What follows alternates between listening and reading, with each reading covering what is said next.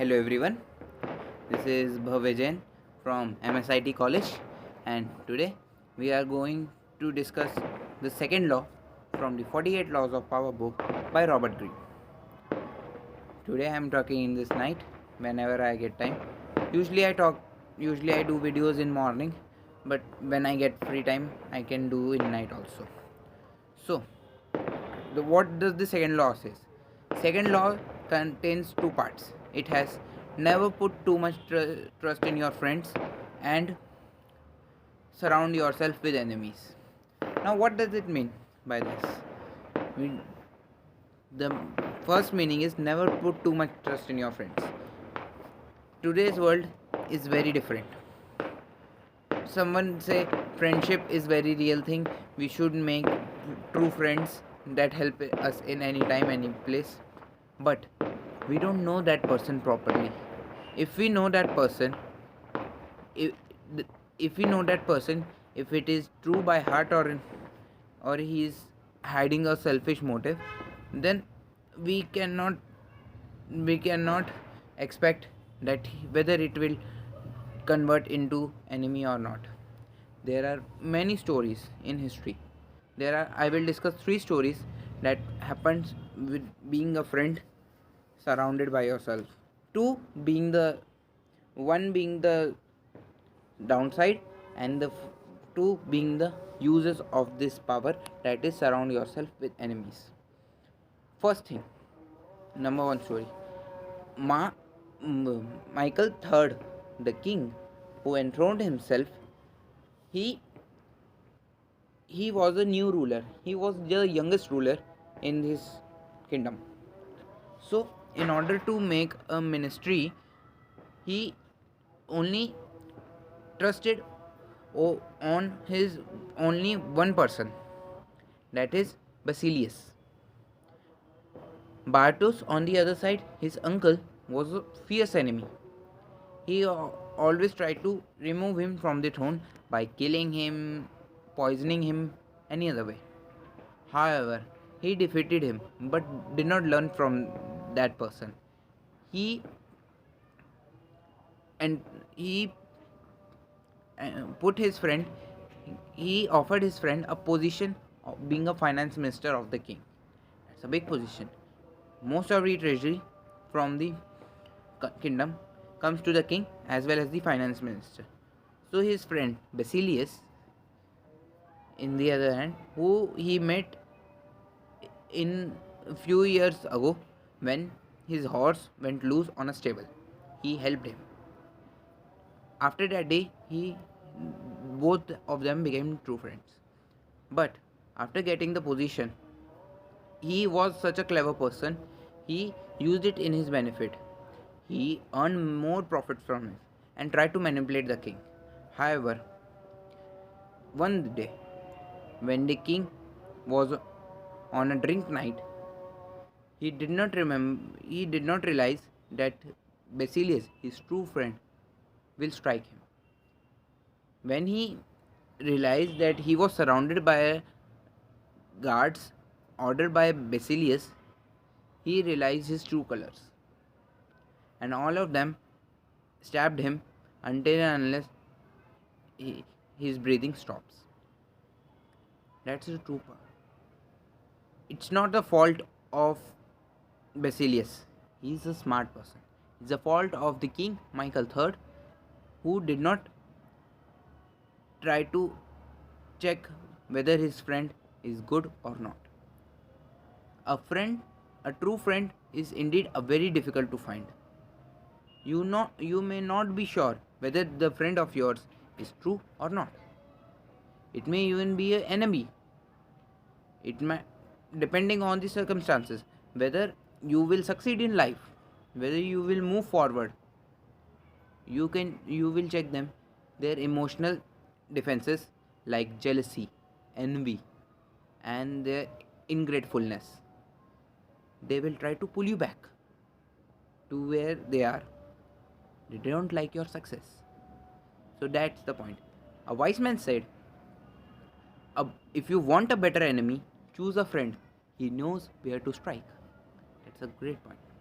Now let's move to the second point, that is surround yourself with enemies. An enemy is a an enemy is a person who tries anything to attack you, to destroy you. So in order to learn from that enemy is to avoid ourselves from getting in danger in future. A great example is that in China there is a king who dismissed all his members, all his ministers, in a manipulative way, in such a way that he doesn't destroy their jobs. He promised him to provide luxurious life even after their resignation. But the main part comes after that, that when he assigned the enemy emperors who were defeated and captured under the king as their ministers, as their guardians, as their members of the ministry.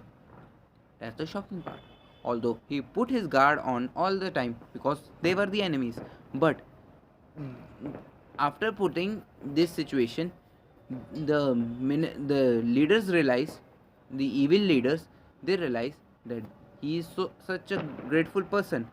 He not only gives him mercy but also provide him a higher position in his kingdom, so that in such a way he became burdened with uh, with his gratefulness, burdened with his what did it say, with his forgiving nature, that despite being that they were trying to kill the king, but they are forgiving him and providing him a better position in the kingdom. So they try to repay that favor, because forgiving is a burden but revenge is a pleasure. That's a very good point. Forgiving the If you want to repay someone's debt, by if someone forgives you, you burdened a debt on you. That's why you try to repay it, because he is an enemy and you do not want to leave behind any kind of debt. So therefore, because revenge is a secondary thing, it's just a pleasure. Someone wants to gain power, someone just wants to be happy, be calm in his mind after the what the other person did to his kingdom or family. That's a secondary thing. But when someone forgives him and being mercy on him, it provides him a burden to act himself why he has chosen him, even applied on an enemy also. That's a second story. Similar in the third story as well, when Napoleon rise was too much, when Napoleon rule was at peak in French Revolution, in France, in previous France era, two people, um, I don't know the one name of the person, but one who tried to outrule Napoleon, assigned a person who was trying to assassinate him, who hated him so much that he one time tried to assassinate him also. Imagine now these two trying to work together in order to dethrone the biggest king of all time, Napoleon, the strongest king. However, once the enemies are packed together, they will fight. It depends on a nature. Enemies compete each other on the basis of a particular scale, but after the situation needs, the enemies combine together and prove that they are better than everyone else. That's what they want to show, and that is what the person requires to get a better result. So it is important to have enemies on your side as well. I don't say that remove all your friends and be friends with enemies. I don't want to say that. But check, always put a guard on whether it is your true friend or not.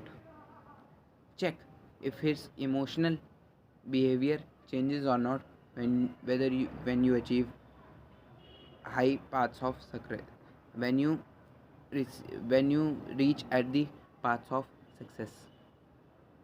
You need to check if his reaction changes to being envy and ingrateful and jealousy, whatever it is, his ego comes in between or pride, then remove it, because it is nothing less than a dreadful enemy. So that's the rule number 2 from the 48 laws of power. In next video we will discuss law number 3, that is conceal your intentions. That's a great and a powerful law.